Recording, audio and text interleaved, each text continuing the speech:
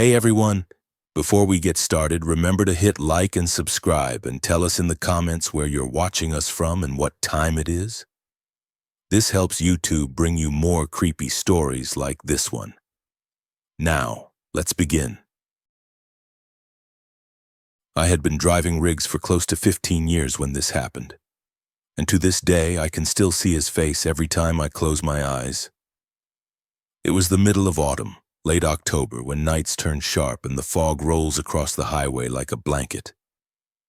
I was hauling a load through a stretch of road I didn't usually take.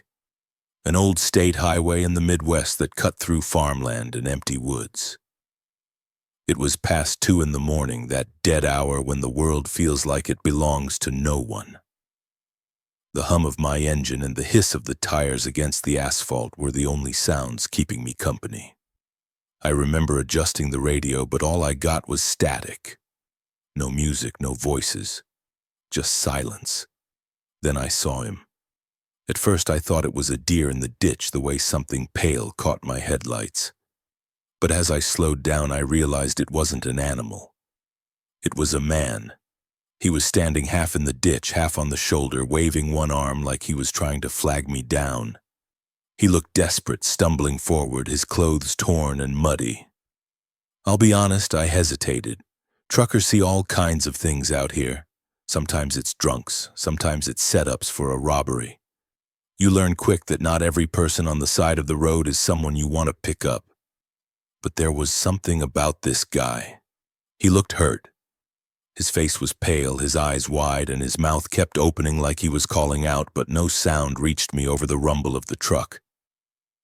I slowed and pulled onto the shoulder, rolling down the window just enough to shout. "You all right, buddy?" The man staggered closer. He was young, 20s maybe, but he looked like hell. His jeans were ripped, his shirt soaked in something dark, and one of his shoes was missing. His hair clung to his forehead as if he'd been sweating or running for miles. He lifted his hand and pointed at me. Not at the truck, not at the road, at me. His mouth opened again, and this time I heard something faint. Not words, not a shout, just a rasp.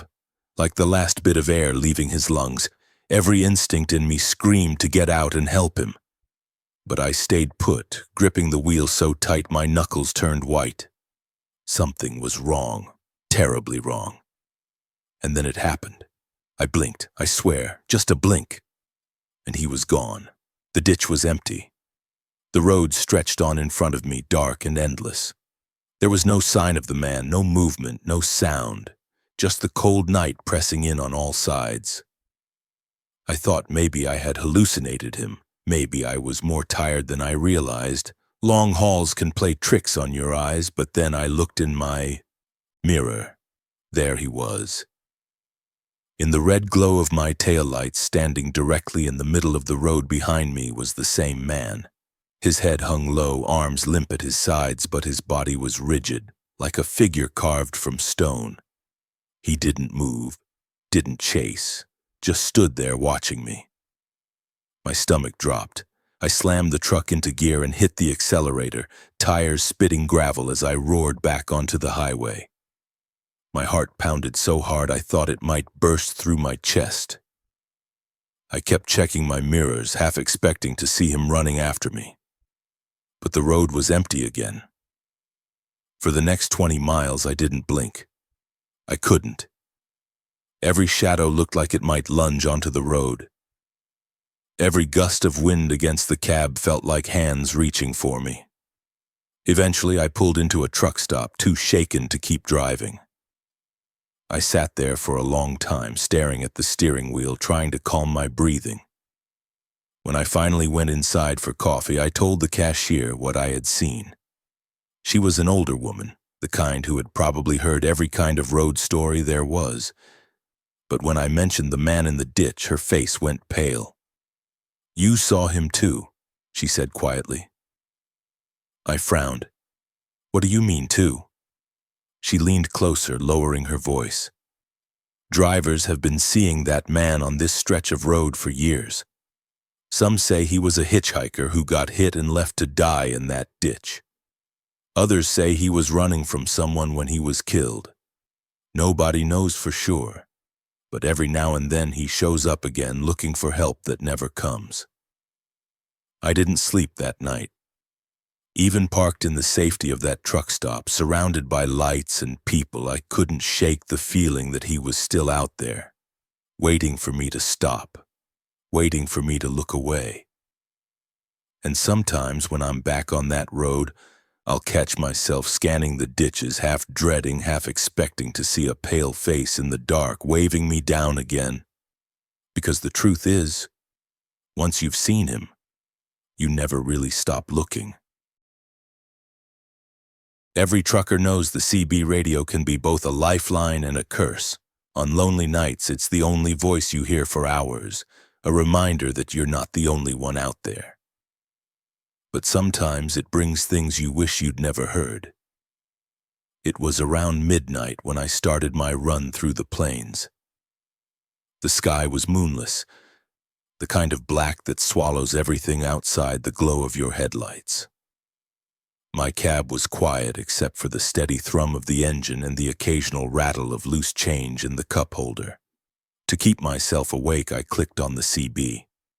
Usually there's chatter, drivers warning about speed traps, joking, or just keeping each other company. But that night, it was silent. I turned the knob, flipping through channels, but all I got was static. I let it play in the background, just white noise filling the empty space until suddenly the static broke. Crackle, you out here? I froze. The voice was faint, almost a whisper, but it was clear. I grabbed the mic. Breaker 19, you calling me? Silence.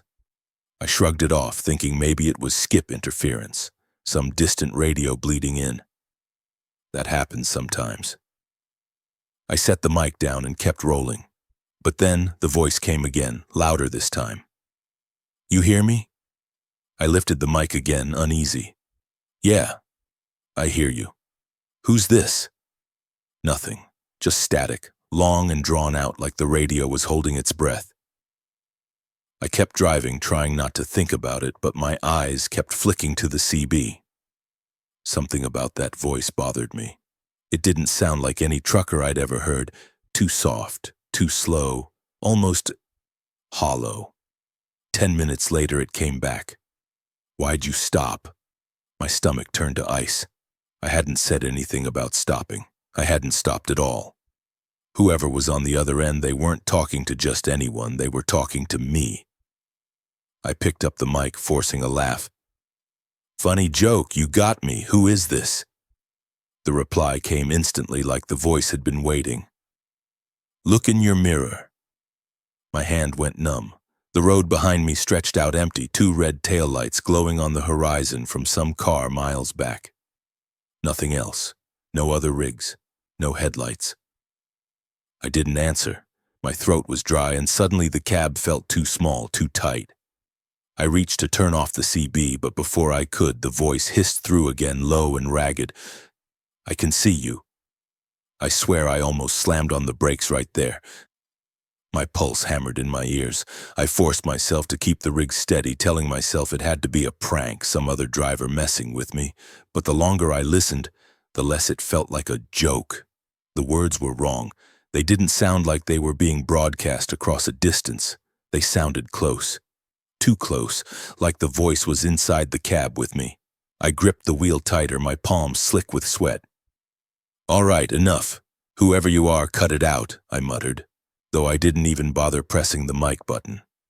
I just needed to say something, anything, to break the silence. But the silence didn't last. The CB crackled again, and this time the voice whispered my name. Not my handle, not my truck number. My actual name. I hadn't used it on the radio. Nobody out there should have known it. That was when I lost it. I snatched the CB from its mount and yanked the power cord free. The static cut out and the cab went silent. For a long stretch, I drove with nothing but the roar of the engine and the pounding of my own heart. I kept checking the mirrors, half expecting to see someone sitting in my sleeper berth, some shadow leaning forward. But there was nothing. Just me, alone, barreling down an empty highway. By the time I reached the next truck stop, my nerves were shot. I parked, locked up the cab, and went inside, telling myself I needed food, maybe just some company. Inside, a couple drivers were chatting over coffee. I sat nearby, trying to shake off the fear. Eventually, I mentioned it, told them I'd been hearing strange voices on the CB. They went quiet. Then one of them, a grizzled old guy with a face like leather, leaned in and said, "You too?" Turns out I wasn't the first. Drivers had been reporting the same thing on that stretch of road for years. Voices that come through the CB when no one else is around. Voices that know things they shouldn't. Some said it was the ghost of a driver who'd wrecked years back, his rig burning on the side of the highway. Others claimed it was something worse, something that wasn't ever human to begin with, using the radio as a doorway. I didn't know what to believe. All I knew was that when I climbed back into my cab that night, I left the CB unplugged, and for the rest of the trip I drove in silence, too afraid to turn it back on.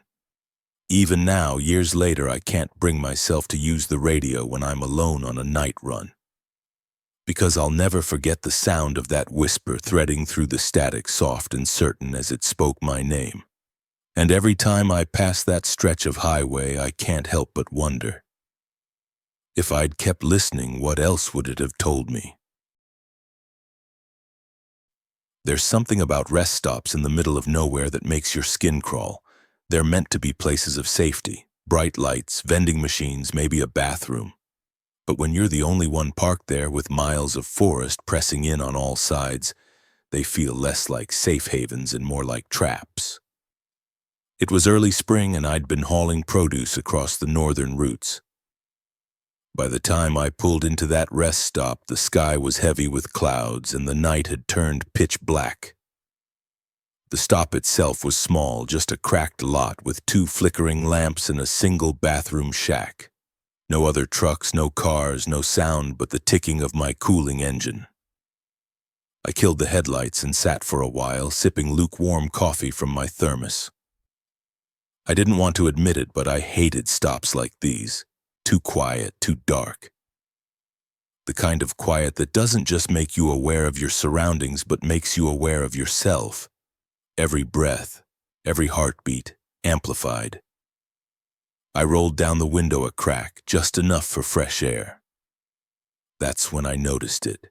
Movement at the edge of the tree line. At first I thought it was just the wind stirring the branches, but then I saw them.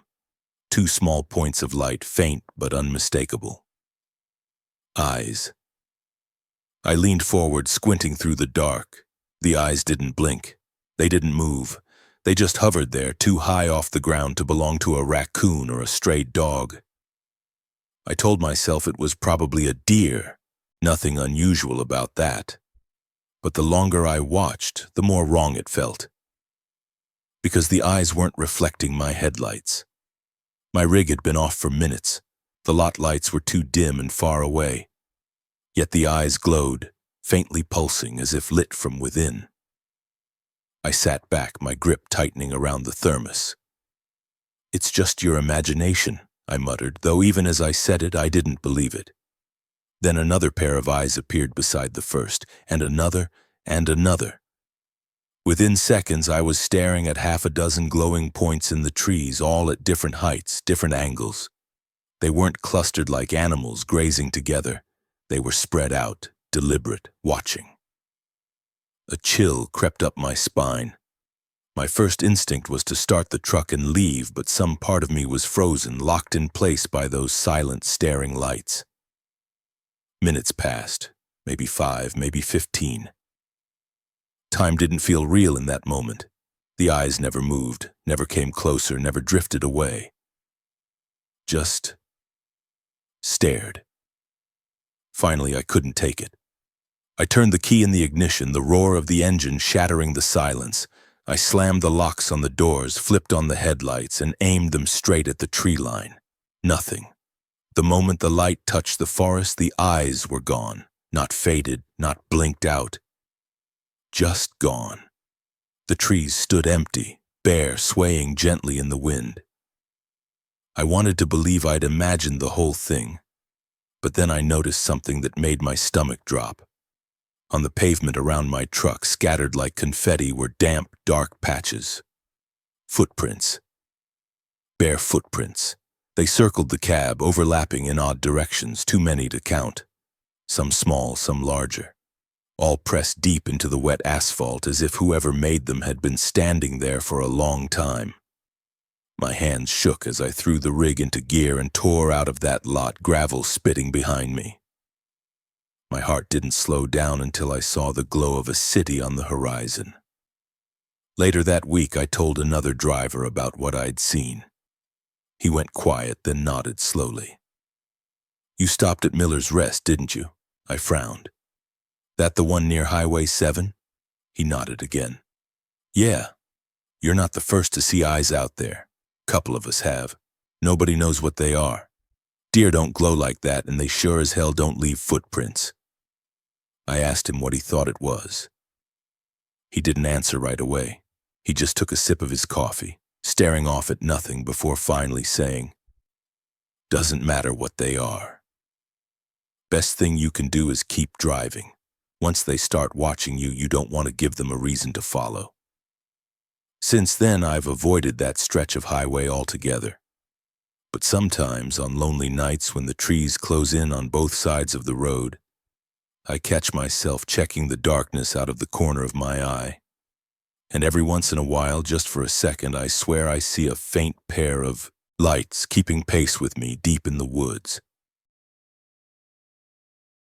Convoys are a comfort to most truckers. Out there on the endless highways, it feels good to see other rigs running the same road, their taillights burning ahead of you like a trail of red stars. Safety in numbers, or at least the illusion of it. That's why what I saw one night has never left me, and why I've never felt truly safe on the road again. It was late summer, about 3 in the morning, and I was hauling steel through the Midwest. The highway stretched flat and straight, no exits for miles, nothing but farmland and empty horizon. I'd been alone most of the night, so when I spotted 3 rigs up ahead moving together, I felt relief. Their red lights blinked in unison, steady and reassuring. I picked up speed, closing the distance until I was a few hundred feet behind them. The convoy ran tight, all 3 trucks perfectly spaced, cruising smooth like they'd been doing it together for years. I thought about catching up, maybe even radioing in, but something about them made me hang back. For one thing, I never heard a word on the CB. Normally, convoy drivers chatter, joking or calling out road conditions, but these 3? Dead silent. I tried reaching out anyway. "Breaker 19, how's the road up there?" Static. "You boys rolling together or just running close?" Nothing. That wasn't impossible. Maybe their radios were off, but it felt strange. Still, I told myself not to overthink it. After hours of being alone, any company was better than none. We drove like that for a while, me trailing behind their perfect formation. The steady rhythm of their taillights lulled me, made me feel almost at ease. But then I noticed something that broke that feeling in half. The lead truck shifted lanes. Smooth, precise. The other 2 followed instantly like they were tethered by an invisible line. No delay, no drift. Just 3 rigs moving as one, perfectly mirrored like soldiers on parade. I frowned, leaning forward on the wheel. Nobody drives like that, not on accident. Another few miles passed, then without warning, all 3 trucks flicked their brake lights at the exact same moment. My pulse jumped and I tapped my own brakes, worried they were slowing for an accident or an animal. But the road was empty. There was nothing out there but pavement stretching forever into the dark. That's when it happened. I blinked, just once, a quick natural blink. And in that fraction of a second they were gone. The convoy vanished. One moment, 3 rigs ahead of me, red lights burning steady. The next, nothing but blacktop and horizon. No turnoffs, no exits, no place to hide. The road was flat and straight for miles in both directions. I had a clear line of sight. There was nowhere they could have gone. I gripped the wheel tighter, scanning the highway. My headlights stretched far ahead, but there wasn't so much as a shadow. I checked the mirrors, thinking maybe they'd somehow drop back, but the road behind me was just as empty. It was like they'd never been there at all. I told myself I was overtired, that maybe I'd imagined the whole thing, but the pit in my stomach said otherwise. I'd been following them for nearly half an hour. I'd seen their lights, their movements, even the way their brake lamps flared. You don't imagine something that precise. The rest of that night was a blur. I kept driving, heart-hammering, eyes locked on the road ahead, terrified of seeing those lights reappear in my mirror. But the highway stayed empty until dawn. A few days later, I brought it up at a diner with some other drivers. I expected laughs, maybe a few jokes about highway hypnosis. Instead, one of the older guys went pale. "You were on 44, weren't you?" he asked. I nodded slowly. He set his coffee down, staring at the table. "You're not the first. I've heard stories about a phantom convoy on that stretch. Drivers see it, follow it for miles, then it vanishes. Some say it's a group that wrecked years ago in a pileup. Burned so bad there wasn't much left to bury. Others think it's something else. Not ghosts exactly, but echoes. Like the road replaying something that never left." I didn't know what to say. I just sat there, my coffee growing cold in my hands as the diner buzzed with voices and clattering dishes. Since then, I've stayed away from that route. Plenty of roads out there. I don't need to risk seeing that convoy again. Because the truth is, I don't know what would have happened if I'd tried harder to catch up. Would they have let me join? Or would I have disappeared with them?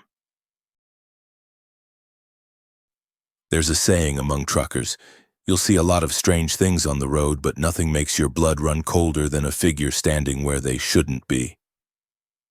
I learned that the hard way one foggy night in the Appalachians. I was running late on a delivery, weaving through twisting mountain roads just past midnight. Fog pressed heavy against the windshield, curling like smoke in my high beams. The world outside was swallowed by mist, the guardrails barely visible. I had the windows cracked for air, listening to the low groan of the gears and the steady whine of the tires. It was quiet, too quiet. And then, out of nowhere, she appeared.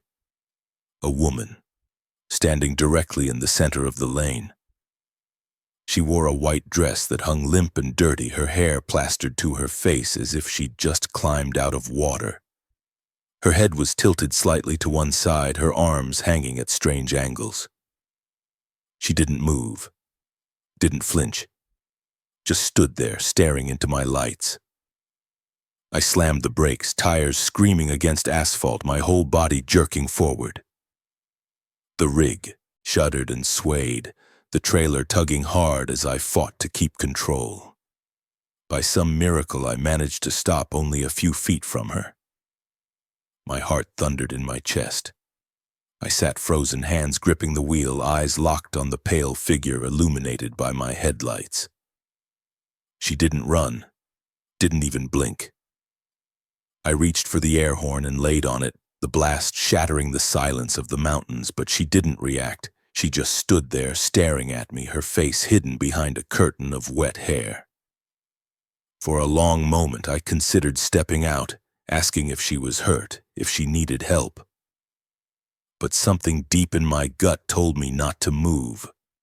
Every instinct screamed that if I opened that door, if I let myself get too close, something terrible would happen. I blinked just once, and she was gone. The road was empty. I blinked again, harder this time, rubbing my eyes. My headlights stretched across nothing but fog and asphalt. She had vanished as suddenly as she'd appeared. My hands shook as I shifted the truck back into gear. I rolled forward slowly, half expecting to feel the thump of a body beneath the wheels, but there was nothing. No sound, no resistance. Just the road stretching endlessly ahead. I told myself I was overtired, that the fog had played tricks on me. But I didn't believe it, because 10 miles later she was there again, standing in the middle of the lane, same white dress, same limp posture, same lifeless stare.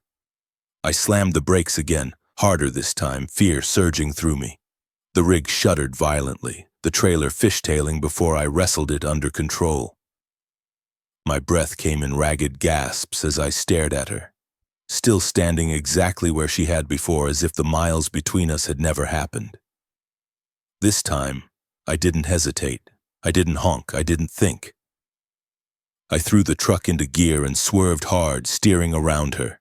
My mirrors caught the blur of white dress and long black hair as I passed, but when I looked again, she was gone. By the time I made it off that mountain road, I was drenched in sweat, every muscle in my body trembling. I pulled into a truck stop parked under the harsh safety of fluorescent lights and just sat there trying to calm down.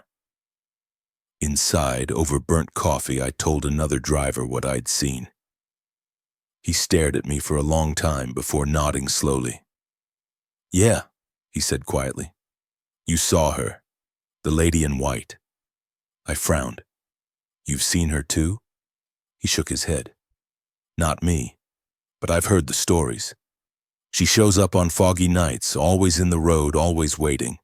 Some say she's the ghost of a woman killed in a wreck years ago, left to die in the mist.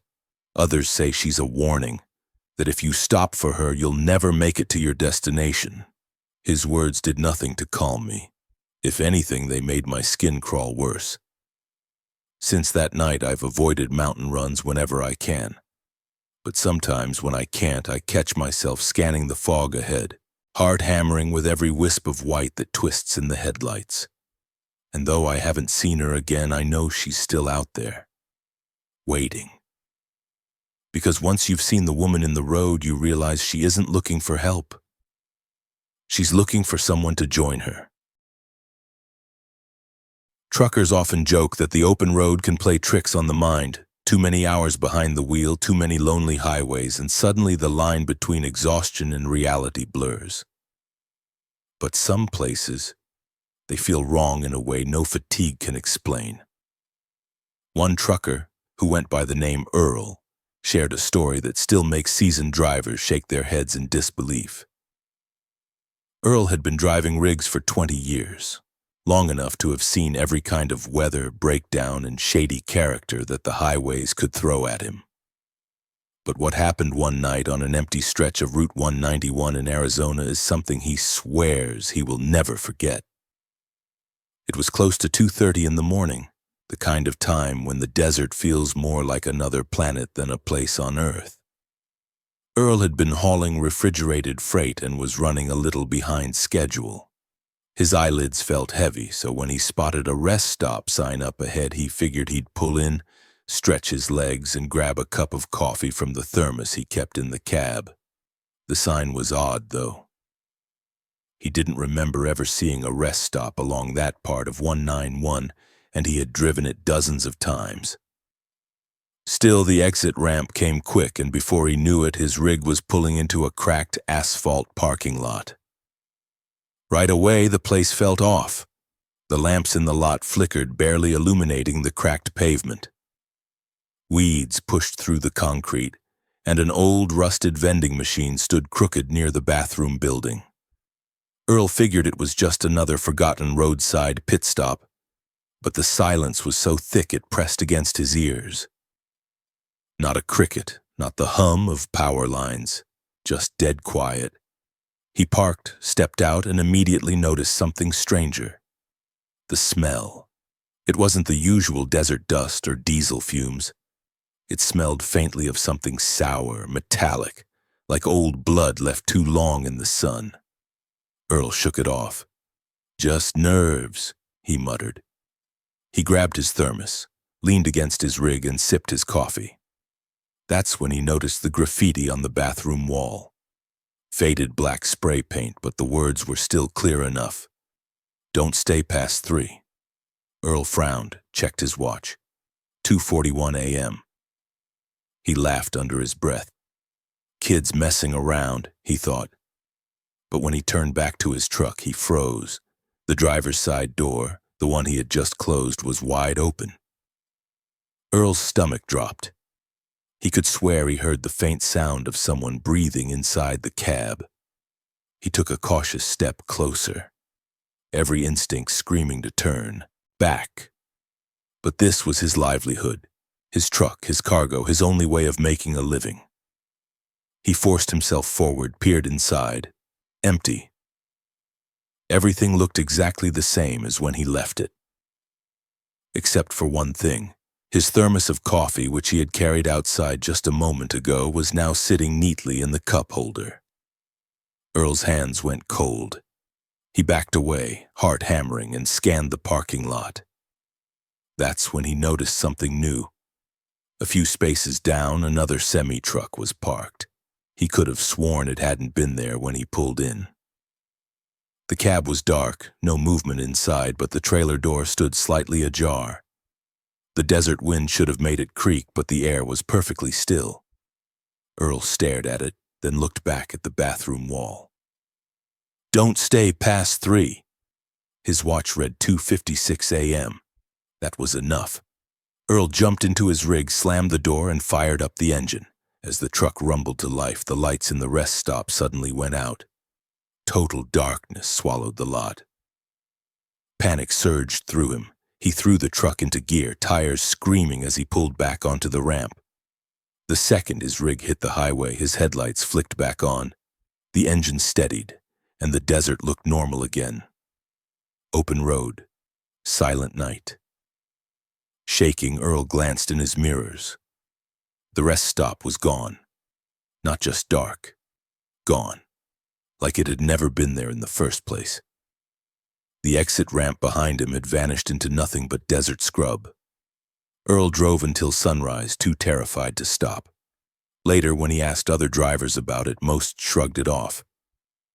But one old-timer got real quiet and finally said, "Son, I saw that place once too. Back in '89. Pulled in, thought I'd catch a nap. Woke up to scratching on the inside of my cab.